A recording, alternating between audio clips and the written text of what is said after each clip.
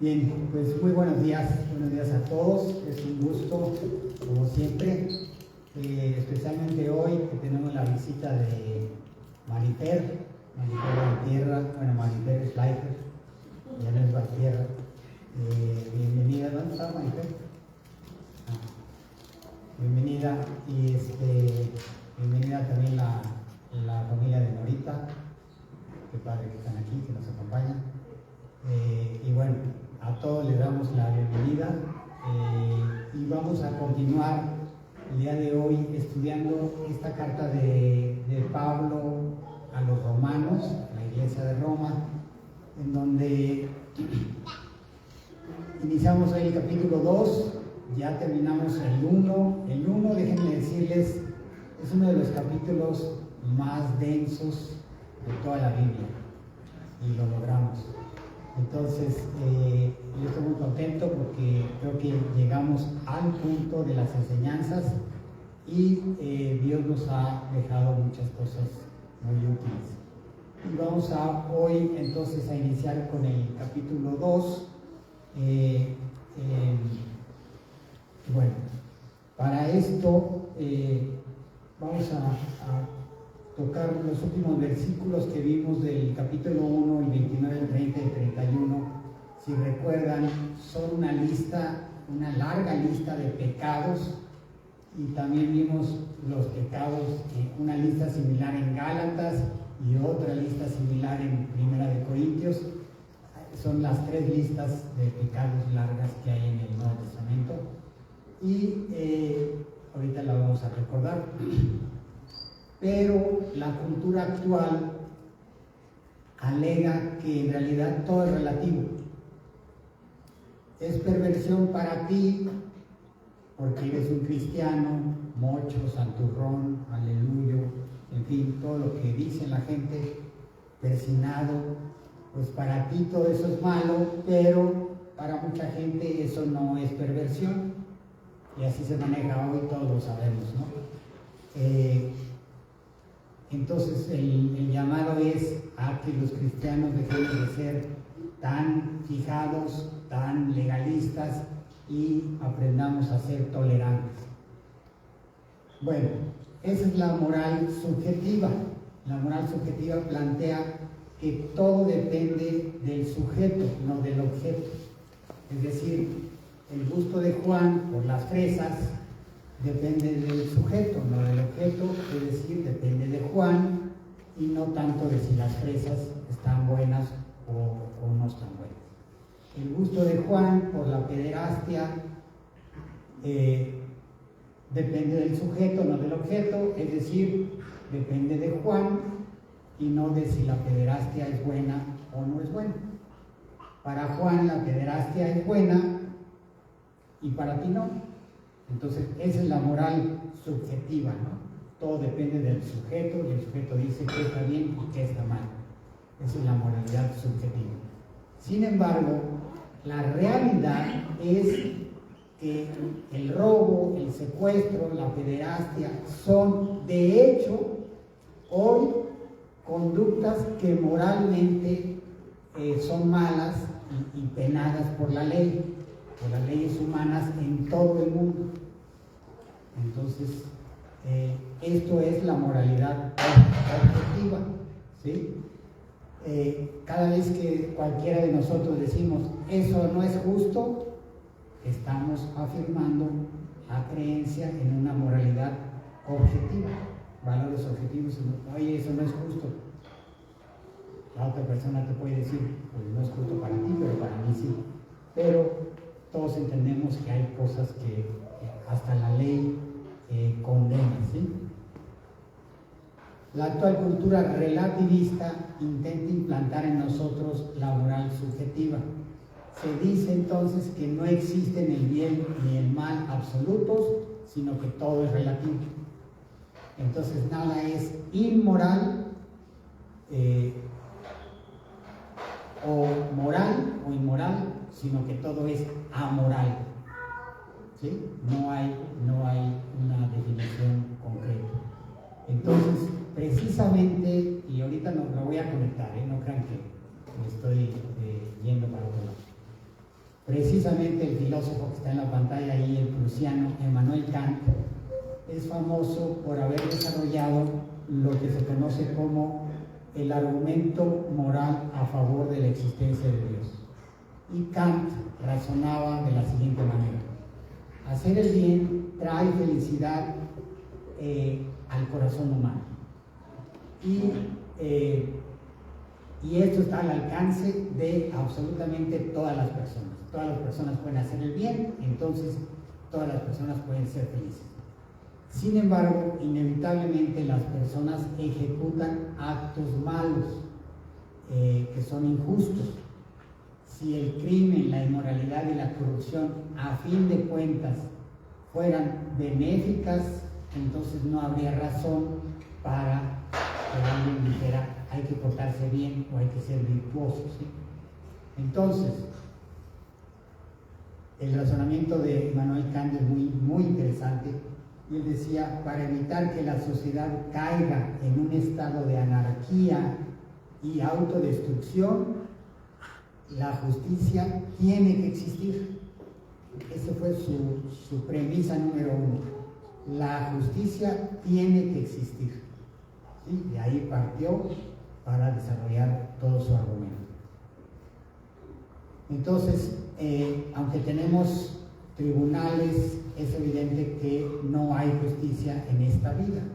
O sea, Kant dice, tiene que existir, bueno, pues sí, tendrá que existir, pero vemos que hay cantidad de cosas injustas, actos injustos.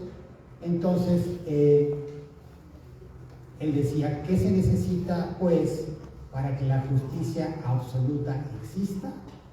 Bueno, puesto que en esta vida hay personas inocentes que mueren a manos de los malvados, tiene que haber vida después de la muerte. Pues esa fue la conclusión de Kant. Tiene que haber vida después de la muerte. Un tiempo y un lugar donde el malo reciba el castigo que merece, porque al parecer aquí se fue sin pagar.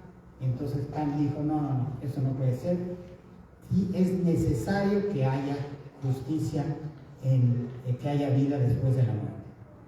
Entonces, no basta entonces también con tener vida después de la muerte, también es necesario que haya un juez moralmente perfecto y justo.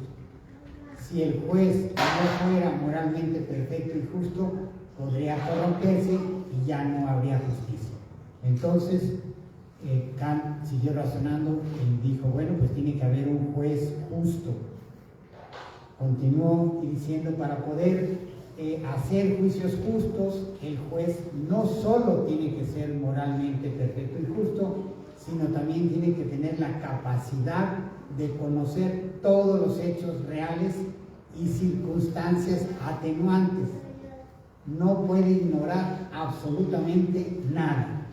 Entonces, la conclusión es que el juez debe ser omnisciente. ¿Sí? Y siguiendo con el razonamiento, este juez también debe tener la capacidad para ejecutar sus juicios, no solamente saber si él hizo mal o no él hizo mal, sino ejecutar un juicio, un castigo, una sentencia. Nada ni nadie debe ser capaz de escapar de su justicia, por lo tanto el juez debe ser omnipotente. La persona que cumple con todas estas características, eternidad, justicia, omnisciencia y omnipotencia, pues es Dios. Entonces Kant concluye que tenemos que vivir como si Dios existiera, pues de otra forma no hay esperanza para la civilización. ¿Sí? Entonces, este es el argumento moral a favor de la existencia de Dios de Immanuel Kant. Y esto, guárdenlo ahí tantito, nos va a ser muy útil ahorita que lleguemos al versículo 2, pero resumiendo, ya vimos en Romanos 1 el argumento cosmológico a favor de la existencia de Dios, el argumento teleológico a favor de la existencia de Dios. Hoy ya estamos viendo el tercero, que es el argumento moral a favor de la existencia de Dios. Entonces ya tienen ustedes una muy buena enseñanza en la cual puedan meditar. Entonces vamos a leer el texto completo del día de hoy. Son solamente 5 versículos, pero muy concretos, muy potentes.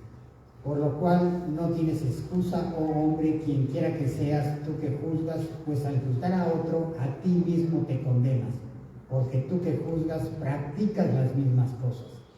Sabemos que el juicio de Dios justamente cae sobre los que practican tales cosas. Y piensas esto, oh hombre, tú que condenas a los que practican tales cosas y haces lo mismo, que escaparás del juicio de Dios.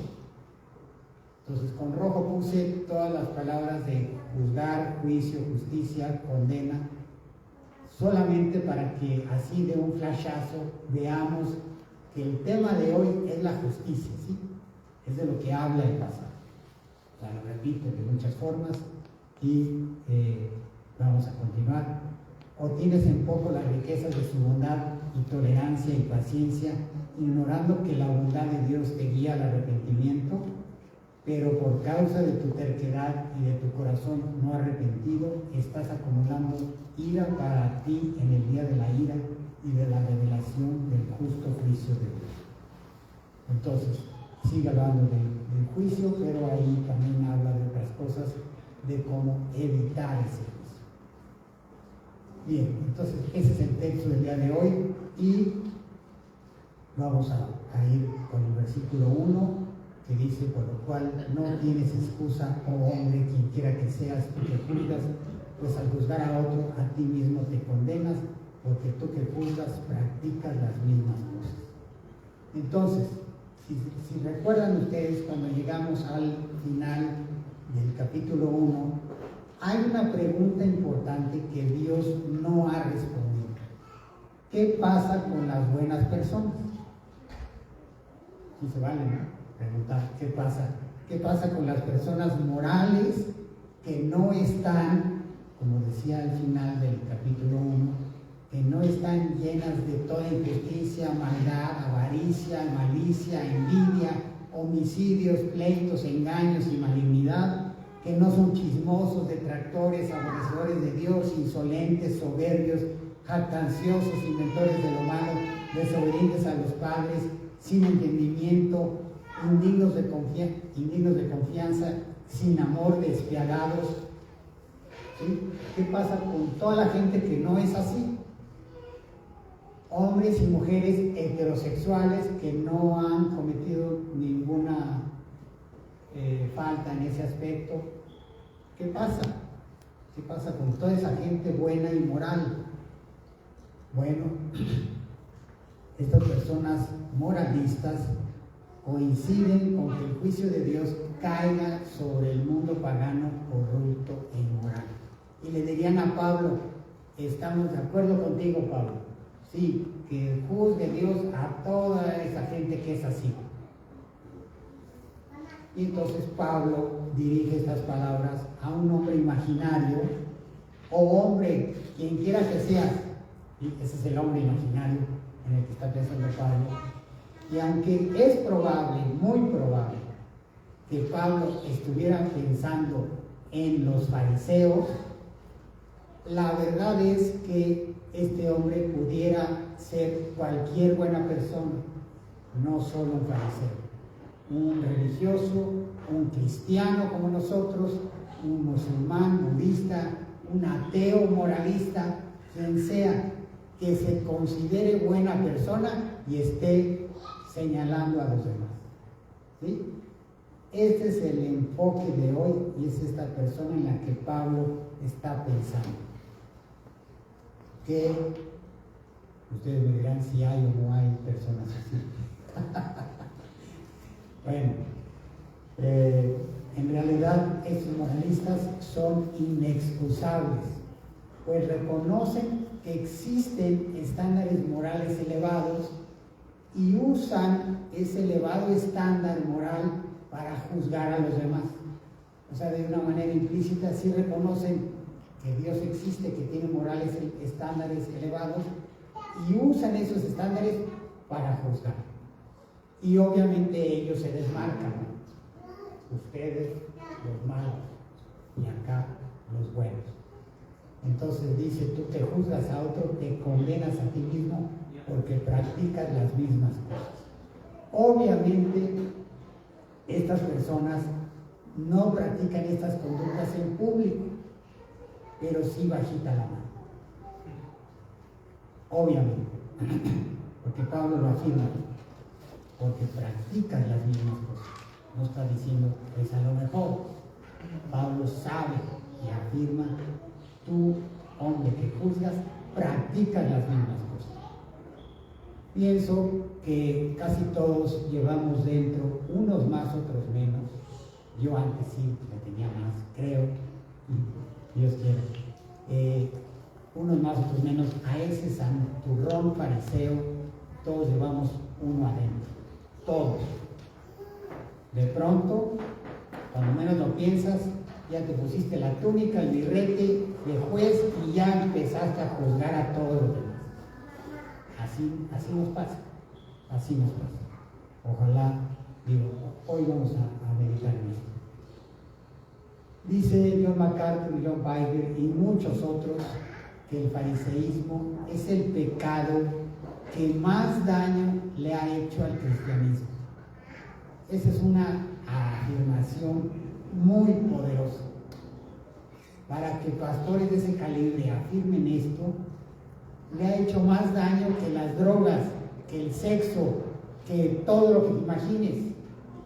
El fariseísmo. Entonces, no estamos hablando de cualquier cosita. Ay, bueno, sí, un santurrón que anda flotando. No es así de fácil. El fariseísmo destruye familias, destruye iglesias, destruye. Entonces, sí, aguas.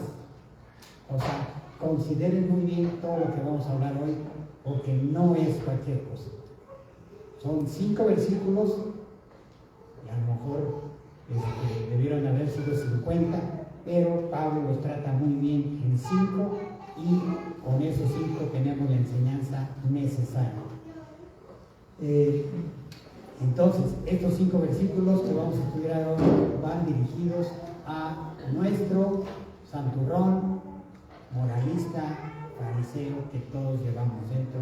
Nadie se desmarque, todos estamos aquí, entonces echémosle ganas. El moralista quiere hacer buenas obras, quiere ganarse el amor de Dios y o la alabanza de los hombres. Así son los moralistas y los santurrones. Pero da la casualidad que el amor de Dios no se gana. Dios ya regaló todo su amor. Nos regaló a lo que más amaba, a Cristo. Ya lo regaló en la cruz. ¿Qué más le podemos pedir a Dios? Oye, no, dame, ¿qué? Ya no le podemos pedir nada más. Ya nos dio lo más precioso, lo más amado.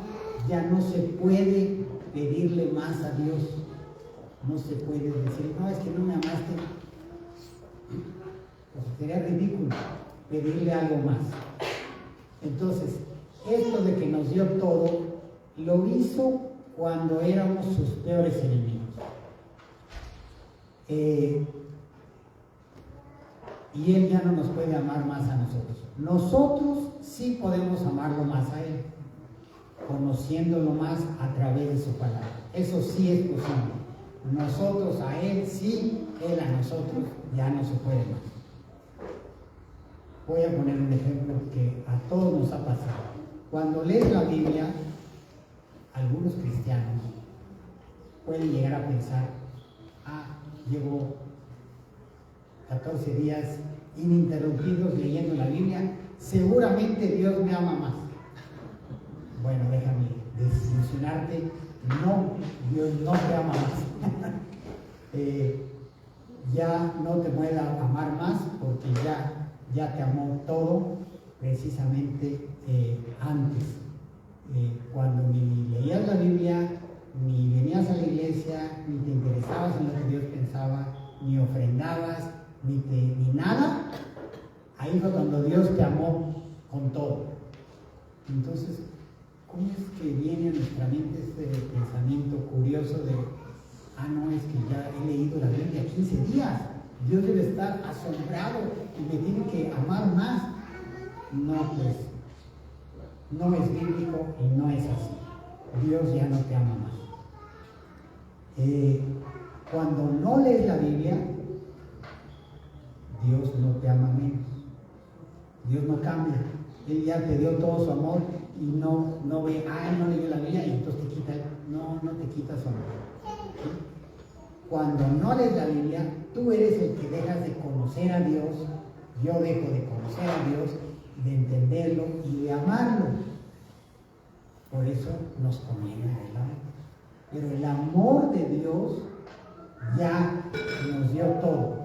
¿Ok? Eso debe quedar claro. Y esto que parece tan simplón, bueno, no es, da la casualidad que no es tan simplón, porque hay iglesias donde así se diferencian: en los que leen son espirituales y buenos cristianos, y los que no leen son los malos cristianos. Y eso no tiene razón bíblica. ¿Ok? El amor de Dios, sí podemos conocerlo.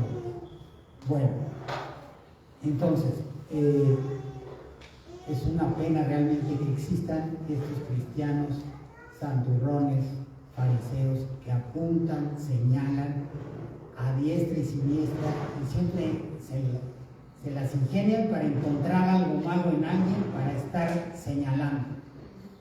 Condenan con muchísima, pero muchísima rigidez pecados visibles, como la impuntualidad, por ejemplo. Pues sí, es visible, ¿no? Si alguien entra ahorita, bueno, ya todos nos dimos cuenta que fue impuntual. Es muy visible. Pero, por otro lado, ignora pecados no visibles del tamaño de la catedral. Pero como no se ve, o sea, yo no puedo ver quién de ustedes en la mañana vio pornografía en su celular. Pero no se ve. ¿O quién está pensando en adulterar en las próximas semanas? Eso no se ve.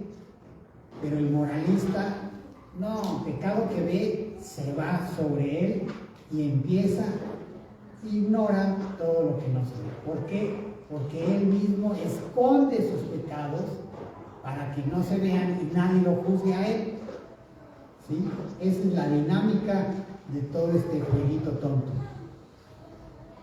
Y yo les digo algo: con un legalista santurrón que tengamos aquí, y que empiece,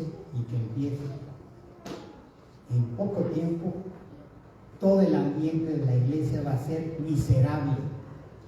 Todos nos vamos a estar juzgando, y sí, es que tú no lees, es que tú no haces esto, y es puras conductas externas, porque es lo único que se ve.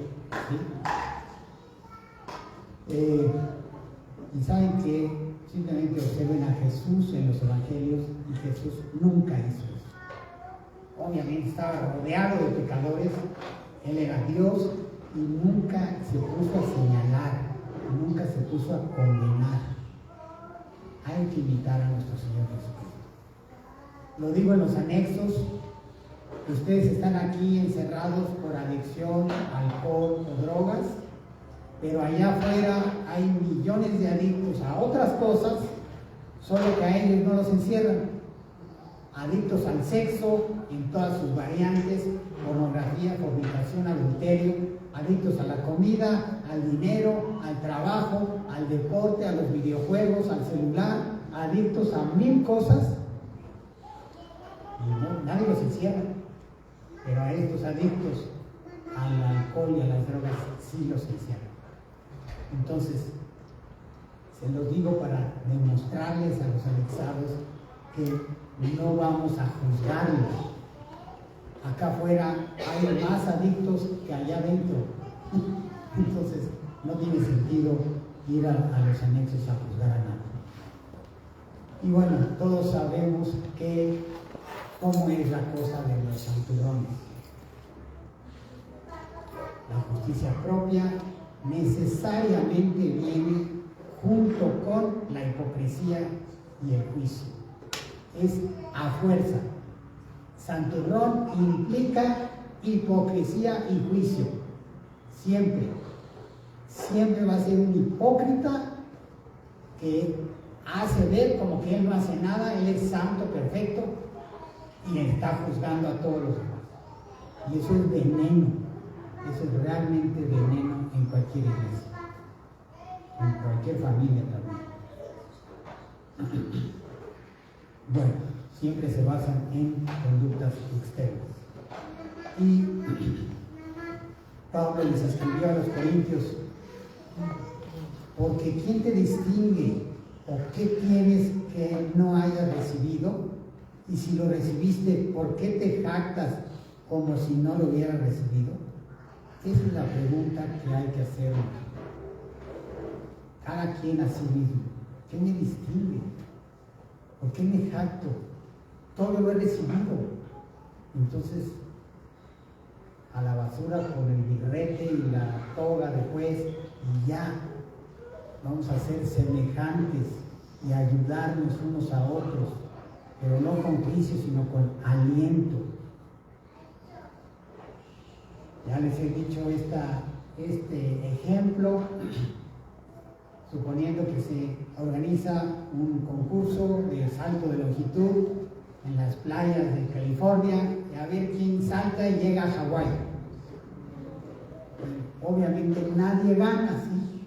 Es imposible saltar de California y caer en Hawái. Bueno, aún así el santurrón diría: yo salté 2 centímetros más que toda mi iglesia. Bueno, sí, a lo mejor sí, pero no, hombre, quedaste a años luz de Hawái, o sea, mejor calladito te ves más bonito, o sea, ¿a qué viene tu comentario? O sea, ¿a quién le importa si saltaste 2 centímetros más que la mayoría? Si nos faltan a todos kilómetros y kilómetros para llegar a Hawái. Bueno, así es el santurrón, siempre buscan reconocimiento. Y déjame decirte algo: la iglesia no es un campo de competencia. No venimos aquí a ver quién es el que leyó más en la semana, o quién es el más espiritual, o quién es el que va más veces a los anexos. No estamos compitiendo nadie contra nadie. Eso lo tenemos que sacar de la cabeza definitivamente. Somos hermanos, somos prójimo. Estamos para amarnos y ayudarnos. El juicio se lo dejamos a Dios. Nosotros somos prójimo. Si quieres no competir, compararte con alguien, compárate con Jesucristo. Y seguramente eso te va a ubicar. ¿Sí? Y ya. Así es más sencillo. Bueno, continúa el pasaje diciendo: sabemos que el juicio de Dios justamente cae sobre los que practican tales cosas. En otra versión dice: sabemos que el juicio de Dios contra los que practican tales cosas se basa en la verdad. Pero bueno, es la misma idea. Dios juzga sobre la base de la verdad. El juicio de Dios se basa en los hechos y contra su palabra, contra la verdad. Dios es el juez justo, omnisciente y todopoderoso. ¿Sí? Dios es ese juez.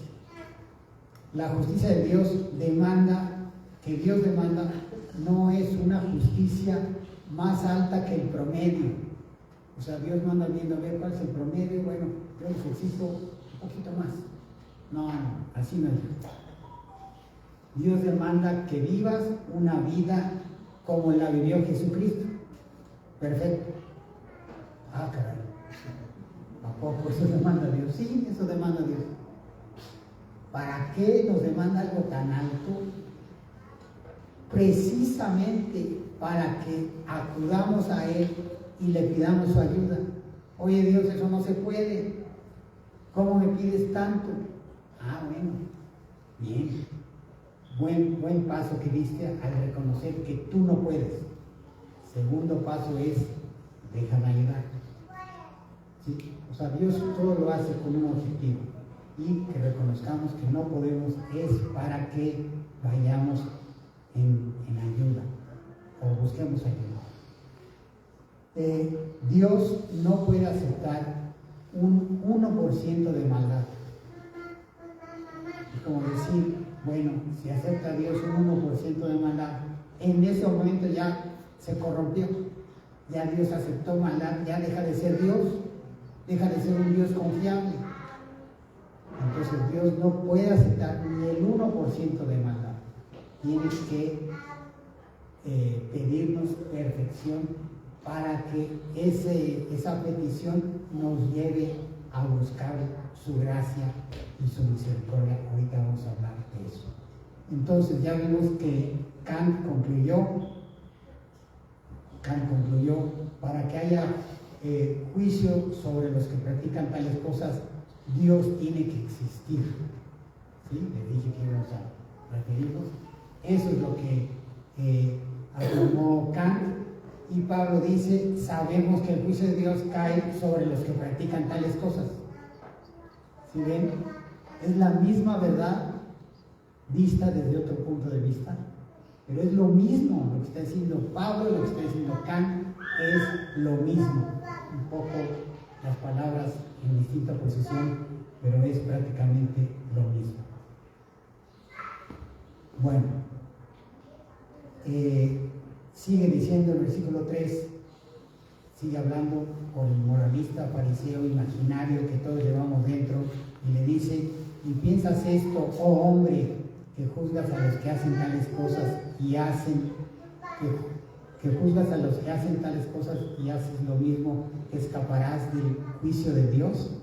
Pues claro que no, nadie se escapará, no hay manera de escaparse. Es uno de los requisitos que dijo Kant. El juez tiene que ser todopoderoso para que nadie se escape.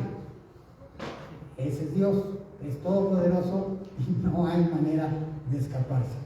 Entonces Dios ha puesto en nosotros una conciencia. La conciencia es como el dolor. El dolor te llama a detenerte cuando tu cuerpo está siendo herido. La conciencia te llama a detenerte cuando tu alma está siendo herida. Es un aviso. Tu conciencia te dice que en el fondo eres igual. El pastor de Lafayette, donde fuimos algunos a estudiar allá consejería, no Steve Byers, sino el pastor de Steve Byers, que ya se murió, tenía un eslogan muy útil que era este. Bueno, en inglés, all of us are like the rest of us, que en español dice, todos somos como todos los demás. Y ese era su eslogan. ¿Por qué? Porque el pastor Good sabía que el fariseísmo destruye iglesias, y por eso su eslogan, y lo repetía continuamente, era ese: todos somos como todos los demás, tu carne es como la de cualquier otro.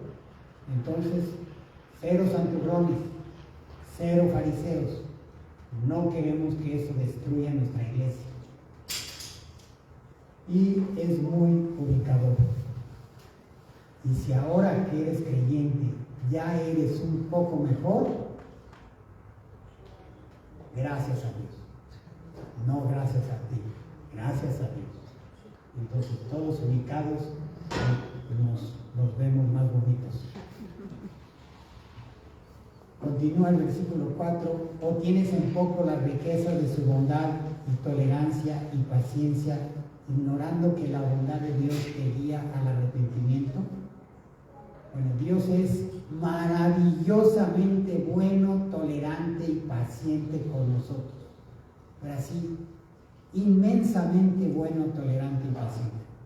Hoy la gente está pecando a un ritmo aceleradísimo. Ni siquiera le importa lo que dice Dios en su palabra. Lo consideran anticuado, retrógrada, inútil y sencillamente lo menosprecian. ¿Sí? Su palabra es ridiculizada por todos lados. Y Dios solamente escucha a esta gente con bondad, tolerancia y paciencia. Sí las escucha, sí escucha, a todos nos escucha y nos tiene tolerancia y paciencia. Cuando escuchas a alguien blasfemar el nombre de Dios y luego tomar aire para seguir hablando, eso es la bondad de Dios. Que tomó aire y siguió blasfemando y Dios no hizo nada. Dios sigue permitiendo que su corazón lata, que tome aire y síguele, dale más.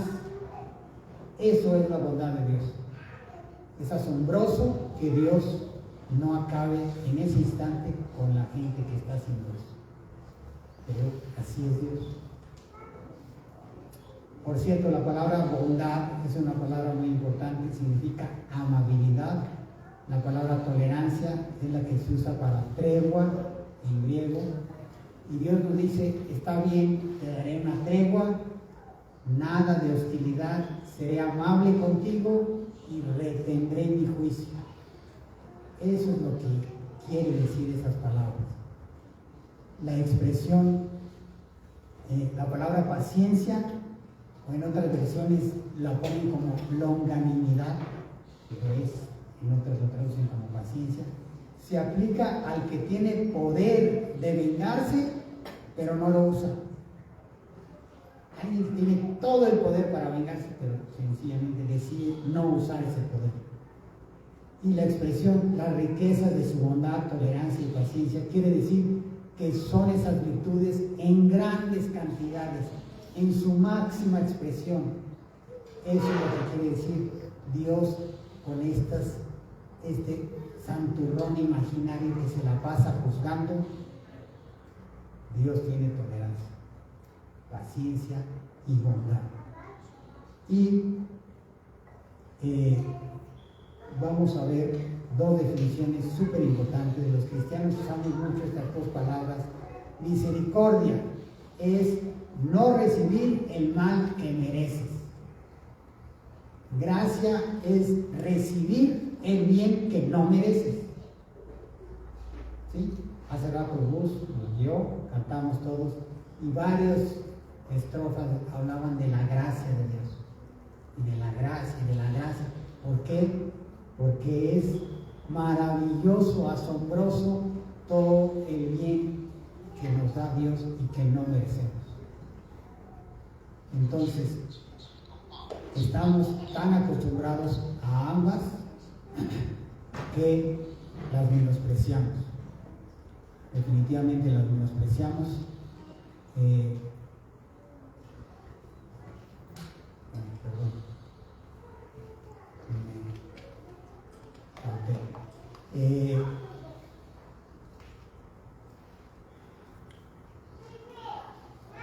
Dios derrama gracia sobre la humanidad, nos llena, nos desborda con beneficios que los pecadores no merecemos. Y eso se llama gracia común. Es un término teológico muy importante. Hay gracia común y gracia especial. Solo hay dos tipos de gracia, la común y la especial. La especial es la gracia que Dios te da para que creas en Jesucristo y seas hijo de Dios. Esa es una gracia súper especial. Y la gracia común es esta que nos da a todos. Hace que el sol y la lluvia caigan sobre justos e injustos. No tienes que portarte bien, no tienes que hacer nada. Te pones en el sol y te calientas. ¿Sí? Se las da a todos. Buenos y malos disfrutan de las relaciones sexuales diseñadas por Dios. Es un deleite sexual disponible para todos. Buenos y malos disfrutan de la buena comida, una comida rica, sabrosa. Órale, para todos. No tienes que ser cristiano, no tienes nada. Eso está disponible para todos. Permite que sea maravillosa, compuesta por gente igualmente pecadora. ¿Sí? La música que oímos, Beethoven, por ejemplo, o quien tú me digas, lo disfrutamos todos. Y a ver, quita del mundo a la música. Oye, que el mundo sería diferente si no pero Dios son cosas que nos regala a todos por igual. Entonces nos llena de cosas buenas que no merecemos. Dios tiene tolerancia y retiene el juicio que los pecadores nos merecemos. Y esto lo hace durante mucho tiempo. Pasan días y días y días y no cae el juicio sobre nadie. Simplemente Dios sigue derramando gracia común para todos y todos y todos, muchos días, meses, años, y Dios sigue siendo bueno. En Lucas 13 vemos esta reflexión que hace Jesucristo.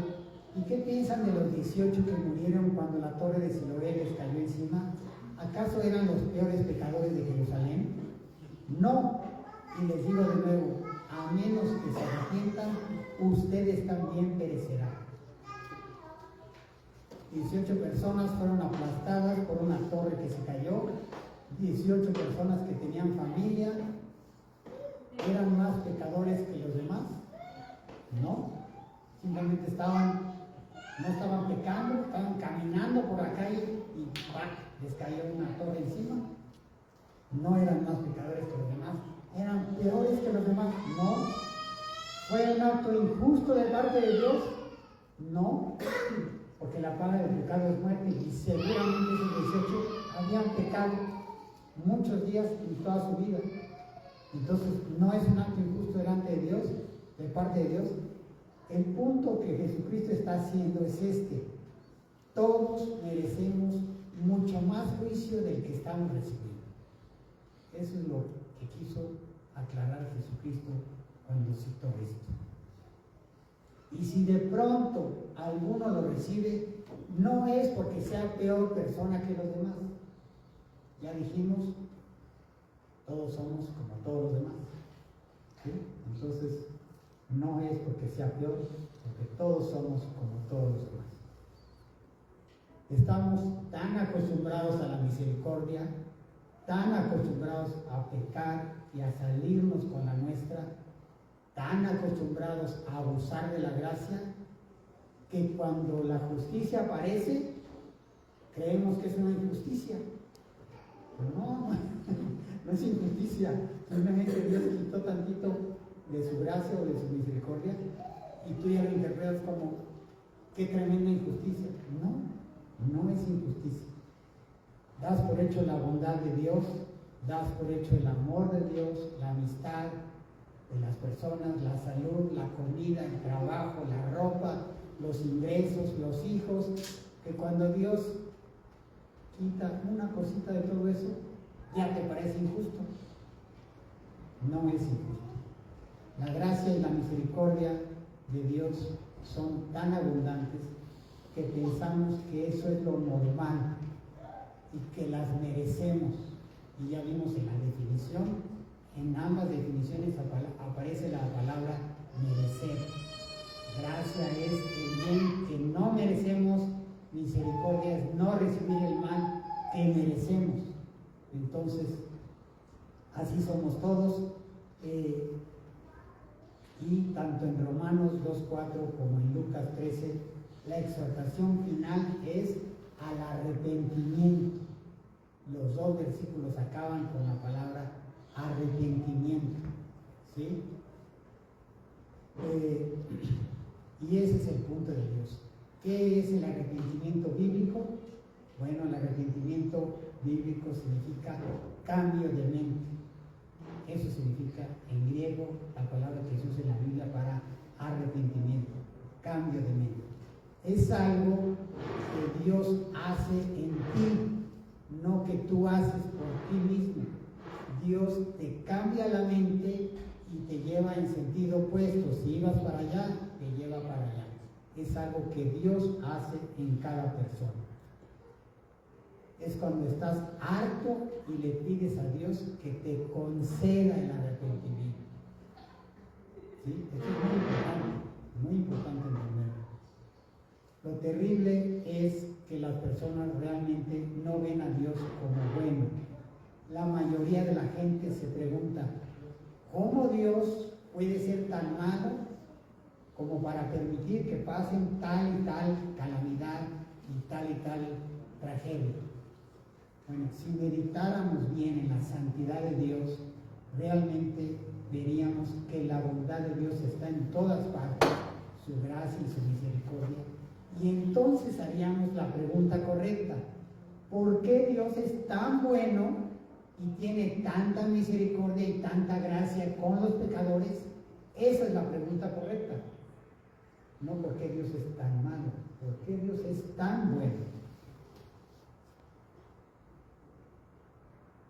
¿Por qué no fuimos fulminados en el instante en que pecamos contra el juez soberano de todo el universo? ¿Por qué no? ¿Qué impide? Cada vez que pecas, que peco, Dios tendría el derecho, tiene el derecho de fulminarnos así, pero no lo hace. ¿Por qué no manda? ¿Por qué no nos mata cuando pecamos como hizo con Ananías y Zafira? Lo hizo y tuvo el derecho, y Ananías y Zafira se fueron. ¿Por qué no hace que la tierra se abra y nos trague, como pasó con Datán y Abiram? ¿Por qué? Porque Dios es misericordioso y bueno. Y no lo hace porque quiere producir en nosotros arrepentimiento. Eso es lo que anda buscando Dios, un arrepentimiento profundo. Nos va guiando, para que en el lugar y en el tiempo adecuado una persona nos dé la buena noticia. Dios murió por tus pecados en la cruz. Tu deuda está pagada, solo tienes que creerlo. Esa es una notición, es la buena noticia. Es el acto de amor más grande en la historia de todo el universo. Es la mejor noticia. Dios nos amó con todo su corazón. Y dice finalmente el último versículo: pero por causa de tu terquedad y de tu corazón no arrepentido, estás acumulando ira para ti en el día de la ira y de la revelación del justo juicio de Dios. El tiempo de comodidad, cuando estamos disfrutando de la misericordia y de la gracia de Dios, no es precisamente para que estemos cómodos. Es un tiempo precioso que debemos ocupar para bajarle 3 rayitas a la terquedad y pedir que Dios nos conceda el arrepentimiento. Este tiempo de paz, tiempo en donde no hay calamidades, no hay grandes problemas ni tragedias, este tiempo es precioso, es para que dejemos la terquedad y pidamos el arrepentimiento a Dios. La frase terquedad y de tu corazón no arrepentido en el original es un corazón duro e impenitente. La palabra duro en griego es skirot, de donde viene nuestra palabra esclerosis. La arteriosclerosis es el endurecimiento de las arterias. El pecado no solo ensucia el corazón, sino también lo endurece. Y mientras más duro, menos quiere arrepentirse. Por eso la gente que pospone y pospone su acercamiento a Dios, en realidad no sabe lo que está haciendo. Porque nadie puede calcular el endurecimiento. Después de años viene la misma propuesta de Dios de salvación, pero el corazón ya está mucho más duro. Ya no se va a arrepentir, ya no va a querer, porque dejó pasar mucho tiempo y el corazón se fue endureciendo. Si hoy rechazas la misericordia de Dios, recibirás juicio en el futuro. Si la bondad de Dios no te lleva al arrepentimiento, entonces gota a gota, con cada pecado que cometes, vas llenando el depósito de la paciencia de Dios.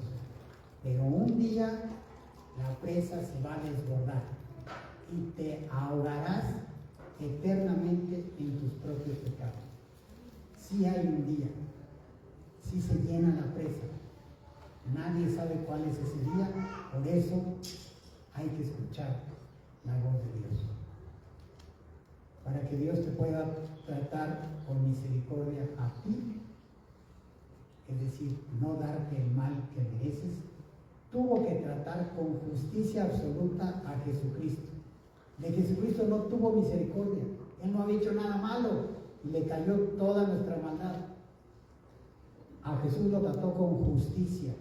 ¿Quieres pagar? La paga del pecado es muerte, tienes que morir. Eso es justicia. No hubo misericordia para el Hijo de Dios, para que nosotros sí tuviéramos misericordia. Y bueno, el resumen y el reto para nosotros es este. Si decimos que no tenemos pecado, si somos así de fariseos, santurrones y de esa forma nos engañamos a nosotros mismos y la verdad no está en nosotros. Pero si confesamos nuestros pecados, Él es fiel y justo para perdonar los pecados y para limpiarnos de toda maldad. La misma verdad, pero ahora dicha por Juan, no por Pablo. Y aquí está la palabra clave, es confesar. La confesión honesta es el antídoto para el cáncer del fariseísmo. Para no tener santurrones, confesemos a Dios. Dios nos reta a vivir confesando. Hoy ese es el reto. A partir de hoy, vivamos confesando nuestras faltas a Dios. Si hacemos eso, ese es el antídoto para el fariseísmo. Confiésale tus faltas a Dios y pide perdón al prójimo que hayas lastimado continuamente. No pospongas nunca la confesión. Confiesa y confiesa. Ok, con esto terminamos. Vamos a orar. Dios, te damos muchísimas gracias por tu palabra, gracias porque nos alumbra y nos dice exactamente qué es lo que está mal, pero también nos dice cómo corregirlo. Ayúdanos, Dios, en verdad, libra a nuestra amada iglesia de caer en el fariseísmo. No queremos esto, Dios. Te suplicamos que a todos nos pongas un freno, un alto, una luz roja cada vez que empecemos a juzgar y que nos frenemos y que nos demos cuenta que somos exactamente iguales, que todos somos como todos los demás y que dejemos el juicio solamente a ti. Te suplicamos esto, Dios, te pedimos que vivamos confesando contigo